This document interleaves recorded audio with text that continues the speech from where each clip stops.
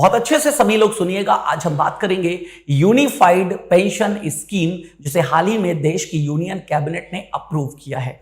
ये new pension scheme जो चल रही थी, जो 2004 से प्रभावी थी, उसी का विकल्प है। यानी कि जिन लोगों ने एनपीएस में अब तक कंट्रीब्यूशन किया है, उनको भी ऑप्शन दिया जाएगा कि वो इस ओपीएस में कन्वर्ट कर सके, सॉरी ओपीएस की जगह पर यूपीएस में कन्वर्ट कर सके। डिमांड ओपीएस की चल रही थी, यानी कि ओल्ड पेंशन स्कीम, लेकिन अब सरकार ओपीएस की जगह पर क्या लेकर के आई है? UPS, unified pension scheme. तो क्या यूपीएस में मिलेगा खास आपको, हम जानेंगे डिटेल में। ठीक है, तो कुछ बातें यहां पर फिलहाल यूनियन कैबिनेट ने अप्रूवल दे दिया है और डेट रखी है इसको लागू करने की, वो है 1 अप्रैल 2025। और राज्यों को यहां पर बता दिया है कि आप अपनी स्वेच्छा से इसको अपने राज्य में, जो राज्य के कर्मचारी हैं उनके लिए भी लागू कर सकते हैं। फॉर्मूला क्या होगा यहां पर पेंशन का, जानते हैं। पहली बात तो मिनिमम क्वालिफाइंग सर्विस, कि कम से कम कितने वर्ष नौकरी करनी जरूरी है, तब आपको यह पेंशन यानी कि यूपीएस के दायरे में पेंशन रिसीव होगी। तो मिनिमम जो टाइम दिया गया है वो है 25 वर्ष। हालांकि एक सेकंड ऑप्शन भी है, आगे अभी आपको बताऊंगा कि अगर 25 वर्ष आप नौकरी नहीं करते हैं तो क्या आपको पेंशन मिलेगी, बात करेंगे। लेकिन 25 वर्ष याद रखिएगा, ये मिनिमम क्वालिफाइंग है, इतना जरूर आपको करना है, तभी पेंशन आपको प्राप्त होगी। और पेंशन जो मिलेगी वो क्या होगा? The scheme guarantee 50% of average basic pay drawn over the final 12 month prior to the superannuation. यानी कि जब आपका रिटायरमेंट होगा, जब आपकी सेवानिवृत्ति होगी, सेवानिवृत्ति का जो आखिरी वर्ष होगा, उस आखिरी वर्ष यानी कि आखिरी 12 सैलरी जो आपको मिलेंगी, उस 12 सैलरी का एक एवरेज पे निकाला जाएगा। 12 सालों का टोटल अमाउंट ले लिया जाएगा, अपॉन 12 कर दिया जाएगा, ये हो जाएगा एवरेज बेसिक पे। जैसे एग्जांपल के तौर पर अगर हम मान लेते हैं किसी व्यक्ति की सैलरी, ठीक है, 10,000 रुपए है, 10,000 रुपए है। अब इसमें हर साल कुछ ना कुछ, मतलब हर महीने हो सकता है कुछ चेंज आया हो, 6 महीने में कुछ चेंज आया हो, बट हम ये नहीं मानते, हम ये मान लेते हैं हर महीने 10-10 हजार मिल रही थी यहां पर। तो साल के अंत में उसको कितना मिल गया? 1,20,000 रुपए। 1,20,000 रुपए पूरे साल का जोड़ेंगे, 12 से डिवाइड कर दीजिएगा, तो ये 10,000 निकल करके आएगा। यानी कि जो उसकी एवरेज बेसिक पे है वो 10,000 रुपए निकल करके आई। अब उसका 50%, जो भी एवरेज निकल करके आएगा, उसका 50% पेंशन के रूप में उसको दिया जाएगा। The scheme ensures that in case of employee's death, their family will get 60% of their pension।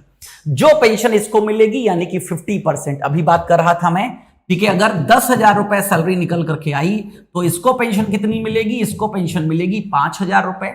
ठीक है, अब अगेन याद रखिएगा, अगर इसकी डेथ हो जाती है तो याद रखिएगा इसकी जो फैमिली है उसको 60% पेंशन मिलेगी इसका। तो 5,000 का 60% कितना हुआ? 3,000। 5 into 6 3,000। तो ये 60% ऑफ देयर पेंशन, इसकी पेंशन का 60% ये फैमिली को पेंशन प्राप्त होगी। इस स्कीम के अंतर्गत कम से कम 10 साल की सेवा के बाद सेवानिवृत्ति पर कम से कम 10,000 रुपए प्रति माह की मूल पेंशन की गारंटी दी जाएगी।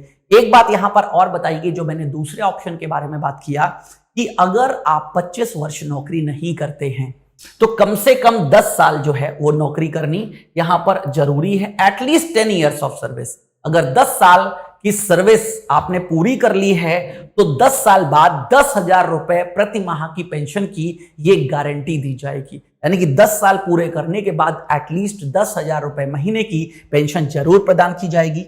Assured pensions, guaranteed family pension and guaranteed minimum pension are all subject to inflation indexation।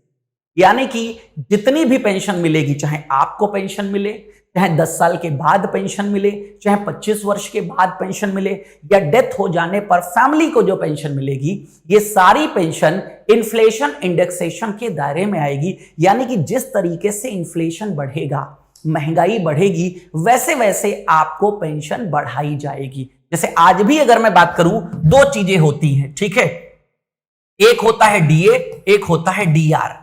DA को बोलते हैं डियरनेस अलाउंस, जो कि सैलरी वालों के लिए मिलता है, और डीआर का मतलब होता है डियरनेस रिलीफ। तो जब जब केंद्र सरकार हर 6 महीने में महंगाई भत्ते में परिवर्तन करती है तो पेंशन्स में भी परिवर्तन होता है। तो इन्फ्लेशन इंडेक्सेशन का मतलब यही है, जैसे जैसे महंगाई बढ़ेगी आपकी पेंशन को भी इंक्रीज किया जाएगा इन्फ्लेशन के इंडेक्स के अकॉर्डिंग। अब बात ये आती है कौन सा इन्फ्लेशन इंडेक्स लिया जाएगा, तो यहां पर consumer price index for industrial workers, CPI इसको शॉर्ट में बोलते हैं, CPIIL। ये वैसे तो कंज्यूमर प्राइस इंडेक्स हो गया यहां पर उपभोक्ता मूल्य सूचकांक, लेकिन उपभोक्ता मूल्य सूचकांक दो इंडेक्स होते हैं, एक होता है एग्रीकल्चरल लेबरर्स, एग्रीकल्चरल लेबरर्स गांव में होता है, कृषि श्रमिकों के लिए इस्तेमाल किया जाता है, उसमें इन्फ्लेशन इंडेक्सेशन कृषि श्रमिकों के हिसाब से रखा जाता है। आईएल में जो इंडस्ट्रियल लेबरर्स होते हैं यानी कि औद्योगिक श्रमिक, शहरों में कौन से श्रमिक मिलते हैं, औद्योगिक श्रमिक, तो शहरों वाला जो ये सीपीआई इंडेक्स है जिसको हम CPIIL यानी कि इंडस्ट्रियल लेबरर्स के नाम से जानते हैं, इसके आधार पर ही डियरनेस रिलीफ, देखो बात आ गई ना, डीआर यहां पर क्या किया जाएगा, प्रदान किया जाएगा।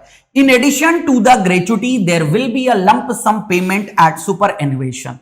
ग्रेचुटी के अलावा, ग्रेचुटी तो मिलेगी ही मिलेगी अगर आप नौकर हैं यहां पर केंद्र सरकार में, ठीक है, ये तो नियम है, कई प्राइवेट कंपनियों में भी ग्रेचुटी मिलती है, तो ग्रेचुटी तो मिलेगी ही, वो एक अमाउंट अलग है।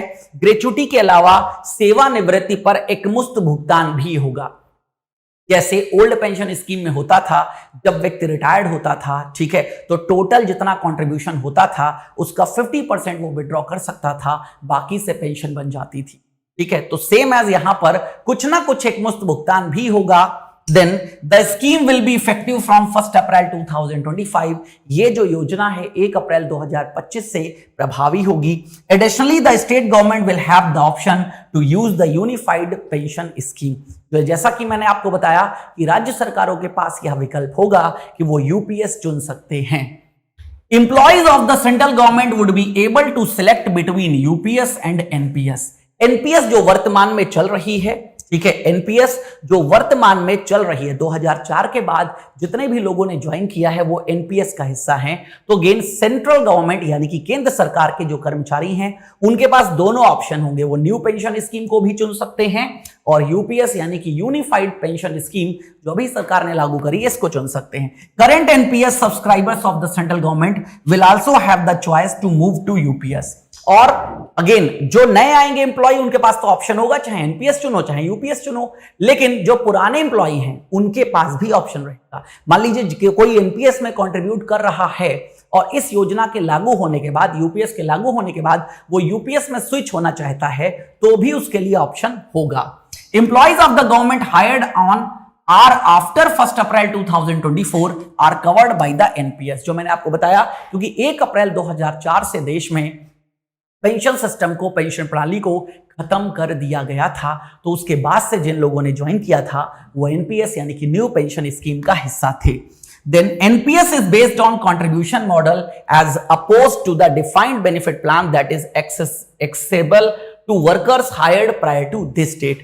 जो NPS है ये कंट्रीब्यूशन मॉडल पर आधारित था यानी कि अंशदान मॉडल। इसमें एम्प्लॉयर्स और एम्प्लॉई दोनों का कंट्रीब्यूशन होता था यानी कि आपकी जेब से भी पैसे लिए जाते थे, आप भी यहां पर कंट्रीब्यूट करते थे और एम्प्लॉयर भी आपको कंट्रीब्यूट करता था, उसके आधार पर एक मुश्त पेंशन आपको मिलती थी। A committee was formed led by cabinet secretary TV Somanathan. अभी हाल ही में बताया था कि नए कैबिनेट सेक्रेटरी यानी कि कैबिनेट सचिव नियुक्त हुए हैं टीवी सोमनाथन। तो टीवी सोमनाथन की अध्यक्षता में क्या किया जाएगा, जो भी इश्यू इस पेंशन स्कीम से रिलेटेड होंगे उन पर यह कमेटी काम करेगी। तो इस कमेटी को फॉर्म किया जाएगा कि आगे फर्दर कोई इश्यूज हो तो इनको सॉल्व किया जाए और 1 अप्रैल 2025 से इसको लागू किया जाए। तो अगेन चीजें समझ में आ गई होंगी मुझे लगता है। कहीं पर भी कोई डाउट हो तो मुझे बता दीजिएगा कमेंट सेक्शन में।